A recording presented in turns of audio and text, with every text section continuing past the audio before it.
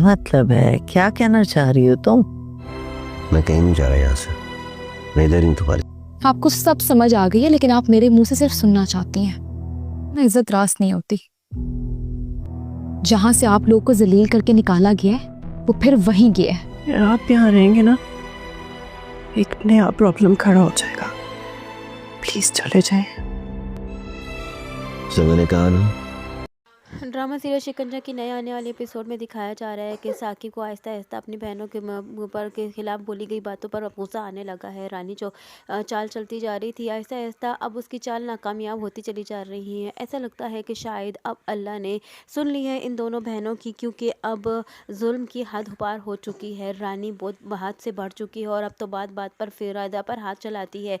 रिदा पर हाथ चलाती और उससे काम भी करवाती है, इसके जानने के बावजूद कि रिदा की हालत जो है वो क्रिटिकल है। दूसरी जानिब रानी की भी अब हाथ पार हो चुकी है और यहाँ ज़ारून उसके सारे इरादे जान चुका है और सारी जो चालें हैं वो जान चुका है। और ज़ारून जो है इस मर्तबा रानी को वार्न कर चुका है कि वो अब उसकी चलने नहीं देगा। वो सब कुछ उसके बारे में जान चुका है। हर मर्तबा वो जीतती चली आई है।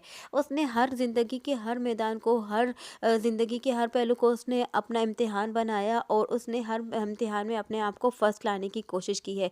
लेकिन इस मर्तबा मैं उसे अपने इस ज़िंदगी के साथ खेलने नहीं दूंगा और कामयाब नहीं होने दूंगा। और उससे भी वार्न करता है कि वो बाज़ आ जाए। वो जितना चाहेगी कि वो फ़िज़ा से दूर हो जाए या फ़िज़ा और उसका रिश्ता टूट जाए, ऐसा नहीं हो सकेगा। वो कभी चाह कर भी ये काम नहीं कर पाएगी, वो नाकामयाब ही रहेगी। इसलिए अपनी सारी चालें वहीं पर मान कर दे और चालें चलना छोड़ दे। और यहाँ अब ज़ारून जो है वो फ़िज़ा के पास जब आता है हॉस्पिटल पे उसके पास स्टे करने के लिए, तो यहाँ फ़िज़ा उसे यही कहती है कि तुम चले जाओ तो बेहतर होगा, वरना अगर रानी भाभी को पता चल गया तो एक नया बिखेड़ा शुरू हो जाएगा और वो यही कहेगी कि मैंने तुम्हें बुलाया है अपने पास, लेकिन जबकि मैंने ऐसा नहीं किया और मेरी ज़िंदगी मज़ीद अज़ाब में पड़ जाएगी। इधर रिदा भी जो है वो पहले से ही साकिब को ये बता चुकी है कि फ़िज़ा को ज़ारून ने नहीं बुलाया, फ़िज़ा ने ज़ारून को नहीं बुलाया, बल्कि ज़ारून ने फ़िज़ा को मजबूर किया है अपने पास बुलाने के लिए और उससे बात करने के लिए। वो जो थी उसको इसके अंदर प्रेशराइज़ किया कि फ़िज़ा को मजबूरन जाना पड़ा और सारे हालात के बारे में बता चुकी थी और उसे ये बता चुकी है फिर साकिब को कि फ़िज़ा हमारी सबसे छोटी बहन थी और लाडली बहन थी और जब रानी भाभी उसके साथ इस कदर सख्ती से बात करती है तो मुझसे ये सब बर्दाश्त नहीं होता।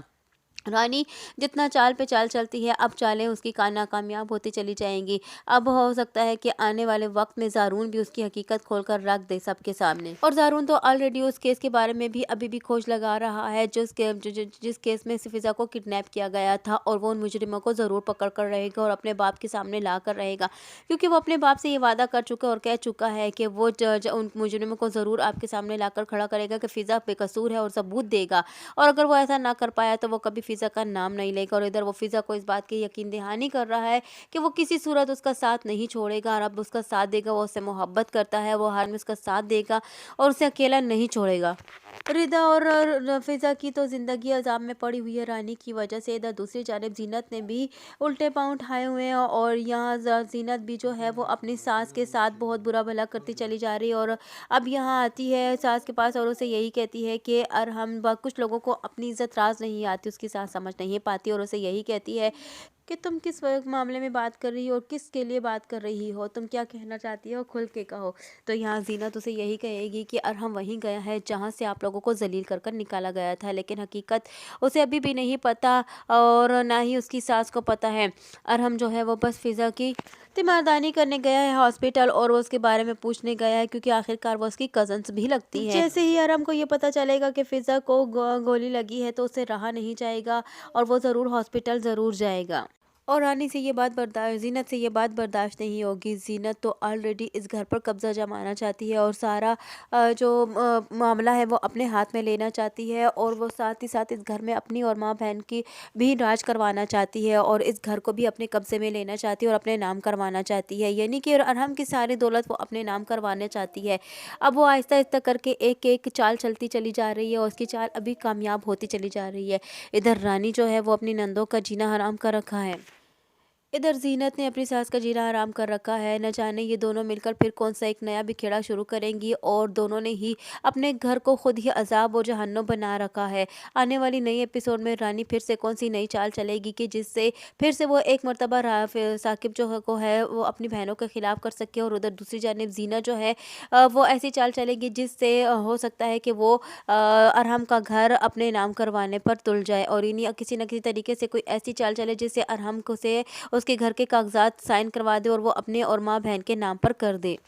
आने वाली नई एपिसोड में क्या होने वाला है, यही सब कुछ जानने के लिए जुड़े रहिए खान ड्रामा रिव्यू के साथ। वीडियो पसंद आई हो तो वीडियो को लाइक करना और चैनल को सब्सक्राइब करना हरगिज़ न भूलिएगा, और साथ ही साथ हमारे बेल आइकन को भी प्रेस करना हरगिज़ न भूलिएगा, ताकि हमारा नया आने वाला नोटिफिकेशन आप तक बआसानी पहुँच सके।